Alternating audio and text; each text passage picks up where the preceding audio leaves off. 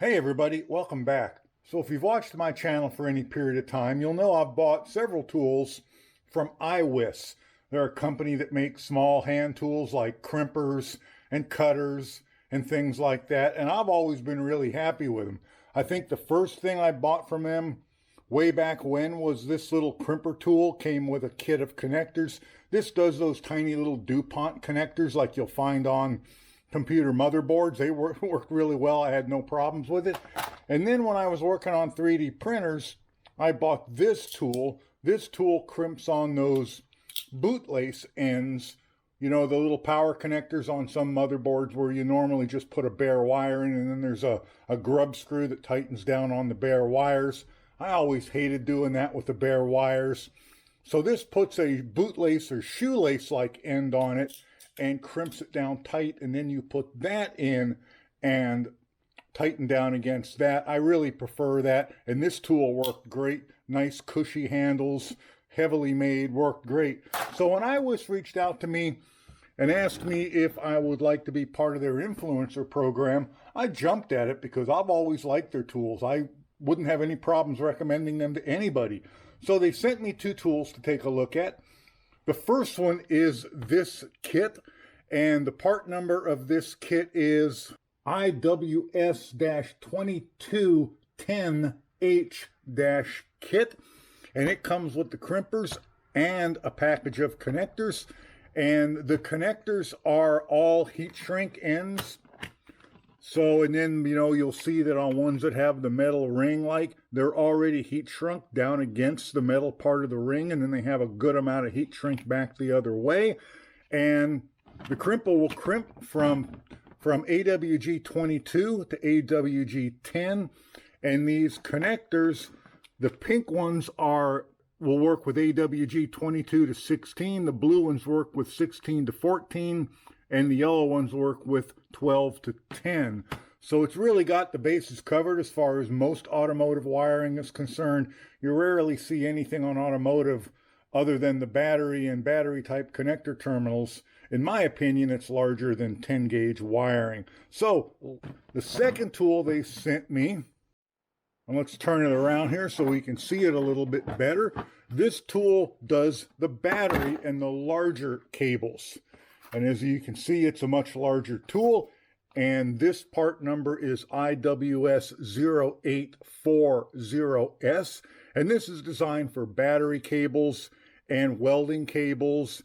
And this thing does sizes AWG 86421, 1/0, 2/0, 3/0, and 4/0. And it comes with a little bit of a manual, kind of give you an idea. Comes with also a tool that strips the insulation off, and then a tool that can adjust it too. Let's start by looking at the tool that does the heat shrink connectors, the small ones. Let's try one of them, and I've tried a couple of others already, and I'll show you everything that I've done. So for full disclosure, I have already done one of each size of these, just to kind of get a feel for the tool so I don't make an idiot of myself. And actually, it is really easy to use. So let's do one here together. I have a piece of 10 gauge wire, and I'm using the 10 gauge wire just because it's big and it's easy for us to see. And let's use one of these nice big terminals with the U on the end. These are the kind that you just have to loosen the screw and they slide in and out. I don't use these a lot. I prefer ring terminals, but I know people who do really like these. So first thing we're going to do, we're going to go to the tool. This is how I like to do it anyway. One thing you'll notice about the tool is it crimps flush on this side, and then this side it's inset quite a bit. Part of that is so that if you have something and you're crimping, you know, like this, you have the space to crimp it without destroying your end. So I'm just going to get it in here. I'm going to get the tool started so that it holds it in, and that's one thing I like about the ratchets. I can get the part started in it, and the tool will kind of hold it in place for me while I get the wire in. I probably stripped way too much of that back, but you know what? That is my MO when I do this. I tend to strip far more than I need to. So we're going to put the wire in, And then we're just going to squeeze until the tool releases. So all the way down, if I only squeeze part way, the tool does not let go. So I'm going to squeeze all the way down, and then the tool will open up for me. And now I am crimped in really well. Let's get something to shrink that down with. Now you can, of course, shrink this down with something like a lighter. Like I've seen people do it with Bic lighters and matches. You certainly can use something like this. I do, and I'm guilty of this. I've done this more than once because it's been handy. But also, if you're working on cars a lot, you're probably better off with some little miniature heat gun like this. I think this was 12 bucks on Amazon. And let's just shrink it down with that. This one gets hot pretty quick. But I'll just kind of give you an idea of what this looks like when you shrink it down yourself. As soon as the gun gets hot, you'll see it start to shrink really quickly. There we go. Now we're shrinking.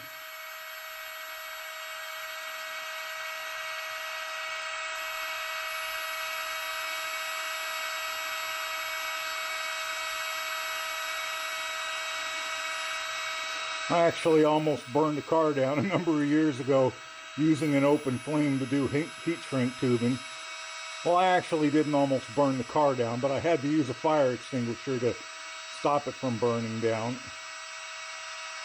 All right, there we go. We are shrunk down.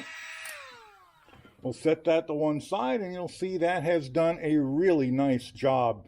If you're working on cars, having heat shrink and heat shrink terminals and a good crimper, you know, you're trying to tailor make wires to fit your custom car, or even just some off-road vehicle, or even your own daily driver where you don't want wires to be too short or way too long. This kind of thing is an absolute must to have, in my opinion. So here that one I just did is, along with the ones I had already done. And you see, they all look really nice. I mean, I go down from 18 gauge all the way up to 10 gauge. In fact, this might actually be 14 gauge or 12 gauge. That's 12 gauge. This blue one is 10 gauge. And then this one here was 16 or 14 gauge. Anyway, worked really well on all of them. It's a tool I really like and one that I will probably be using a lot. So the other tool we're going to be looking at is the large cable crimper. This is designed for, you know, battery cables for cars, welding cables, and even larger. The tool itself, let me step around to the side so I can try not bash in the camera. The tool itself has replaceable jaws. The jaws that are currently in it do 1 gauge, 2 gauge, 4 gauge, and 6 gauge. Replacing the jaws is pretty simple. You simply loosen these screws. This here slides back on this little, see that little slot in it? Both slide back, and then the jaws slip out that way. Very easy to do. There's also an adjustment down here which adjusts how hard it crimps down, and you change that by loosening these two nuts with the little wrench provided. You don't have to take them off, you just have to loosen them a turn or a turn and a half. Then you push them that way. Then when they push that way a little bit, you can turn that to another number. They kind of lock in on a number. They're numbered 1, 2, 3, 4, then back 3, 2, and 1. It's just kind of an eccentric in there. And then you tighten it back down. I'm going to leave it where it came set. It also comes with this little tool that helps you strip insulation off. And the replaceable jaws, this set here does 3/0 and 4/0. And this set does 1/0 and 2/0. So, oh, there's also 8 up in there. That little hole at the very top, that's 8 gauge, and then 1/0 and 2/0. It's kind of interesting the way they did that. Okay, I guess they got it in there as best they could with having the fewest extra sets of jaws necessary. As I said, there's a little wrench, and the box also has some little pockets up here. Well, if you can see that, it has some little pockets here where you can put connectors and things in just to kind of keep it all together. So what I have to test this on today is some of this 4 gauge copper wire that I got for a project that I haven't done yet. Probably had it for a year or more. And as you can see, I have already been testing it on this end. just again so I don't make myself look like a fool on camera. So that's the red one. I'm going to do the black one this time. Now this tool, and I'm going to kind of get the tool out and kind of get the box out of the way so I can do this without making a total hash of things. So I'm just going to set the box out of the way for now.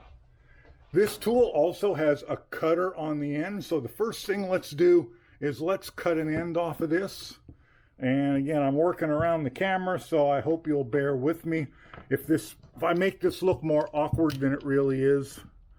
I mean, I'm awkward to begin with, but having to work around the camera makes me look even worse.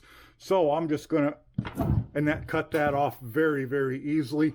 One thing you'll note about this cable, I don't know if you can see it here, but the wires inside are extremely fine, which means you have to be very careful stripping it, because if you cut a bunch of those little fine wires off as you go around to strip this, it'll be too small to fit in the connector. Ask me how I know. So let's get the little stripper tool they provided. So this tool has two components to it. First, it's spring loaded, and I highly recommend that you let the spring do the work. You do not squeeze it. Now, if your cable has very heavy wire inside, you can probably squeeze on it a little bit, but it is not necessary. So it has a cutter in here to cut around the circumference. It has some spots in here for the cable to fit, and it has another little blade here which is designed to go around it like that and then strip it this way so that you can peel it off. This cable, that doesn't seem to be necessary. Once I cut around it, the piece pulls off. So what I'm going to do is I'm going to set this in, and I'm going to try not to do too much of it, because that is my MO. I am not going to squeeze that at all. I am simply going to rotate that once and pull it off, because I do not want to cut a lot of that fine copper wire. Let's try their little cutter thing here. And like this maybe, I think. Like that. And then just like this. And that should peel that for me. Yeah, look at that. That worked really well. I don't think I lost one of those strands, which means it should fit on the terminal end really good. Now, the terminal ends I have, I don't know whether they're the right terminal ends for this crimper, because this did not come as part of a kit. But the terminal ends I bought for this project are copper, and they come with their own little heat shrink things on them, because I like heat shrink on stuff. I'm weird that way. What can I say? And these terminals in this little package, they're 2, 4, 6, 8, and 12. Is that right? 2, 4, 6, 8, and 12. So I want to get one of the 4s, because that's what this is for. Okay, I got that in there, and that was every bit as finicky as I was afraid it was going to be, trying to get that down over that really fine wire without pulling, without, you know, having a bunch of the strands outside of it. So let's see if I can get that on there. I'm going to try and hold it. I'm going to try not to smack the camera again. And I'm going to go on the one next to the end, which is number 4. I'm going to get a hold of it right there. Does that look good? I think that's good. Let's crimp it. All right, there we go. Is that tight? Oh, you see, that didn't get it tight. So let's, I have to be careful not to pull that out of there, or I'll have an even harder time getting it back in. That did not crimp that tight, and I have a feeling that's partially due to these ends not being quite right for this tool. But you know what? The tool gives us ways to deal with that. So let's go to number 6. Since this connector seems to be a little bit too small for this tool, let's go to number 6 and let's see if 6 will crimp it solid. I'm right there. I'm in the number 6 crimper tool. That wasn't too hard at all. I'll be shocked if that isn't tight. All right, that's nice and tight. Wow, that is nice and tight. Okay, and that wasn't even hard to crimp it down. So I'm guessing my issue is just these ends were not designed for the dies in this tool. I don't know if IWISS sells this as a kit with their own matching ends. If they do, I would probably recommend that that is how you buy it. If not, you can do what I do and just use the die that works the best with it. So that worked super well. And that's what I did with this one. I did this one on this tool as well, and I put the heat shrink on it because this would be a positive cable. So there you go, the IWISS IWS-2210H kit, which is the heat shrink connector crimping tool and 120 pieces of connectors, and the IWISS IWS-0840S battery lug crimping tool kit. Two extremely good tools by a good company, well made and work great. And I appreciate them for sending it out for us to take a look at. And I appreciate you guys for watching my video and using my affiliate links. Have a great weekend. Bye for now.